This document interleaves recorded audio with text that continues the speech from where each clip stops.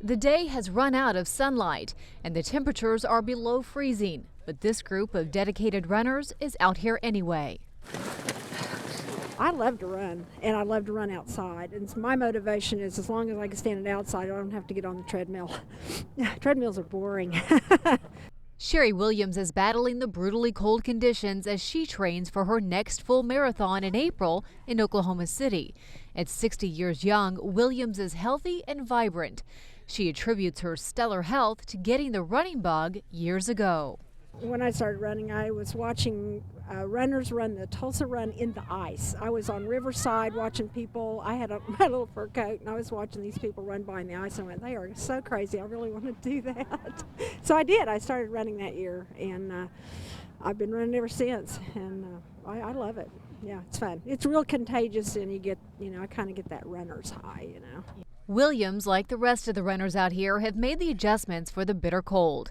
They're dressed in layers and are covering up exposed skin by wearing hats and gloves. And before the real training even gets started, they get a good warm-up in with some yoga stretches. Okay, come back up, step back, run in place. This running group has a couple of coaches to help them along. David Brennan is one of them. He's an exercise physiologist and a coach with the Tulsa Running Club. He gets a little more scientific when it comes to telling athletes about working out in the cold. Plan your runs around the conditions. Be very mindful of the wind. You really need to go out and start into the wind and finish with the wind to your back. Or if you can be even a little craftier, you can run, if the wind's, say, blowing north or south, you can run east-west and get protection from, say, some building lines or some tree lines. So there's a lot of things you can do just by planning. Let's go. Roll into it. Come on. Push it. Push it all the way through. There are conditions that even this group of athletes won't venture out in for the sake of running. The two things that we will not run in, or at least is if there's ice on the ground that you might really fall. But often the trails are cleared, and if you can get to the trails, the running trails here in town, there's still some opportunity for some runs, and then thunder. If our track is covered in ice or snow or something, we just can't train. We go over into an indoor track and we run on that. But other than that, we always run it outside.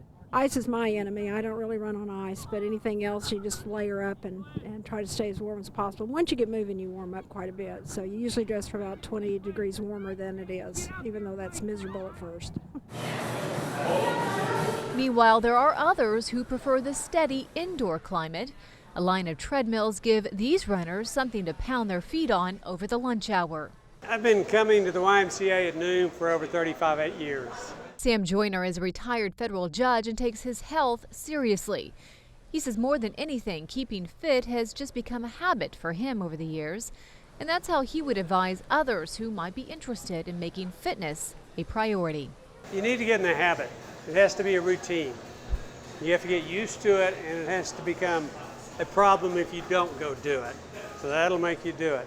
You just have to have the same time, same day, same time every day, and you'll end up doing it. You'll miss it if you don't. Health experts and athletes alike say the key to staying motivated through the winter months is to set a realistic goal and make a plan for achieving it. For the Oklahoma News Report, I'm Angela Rosecrans.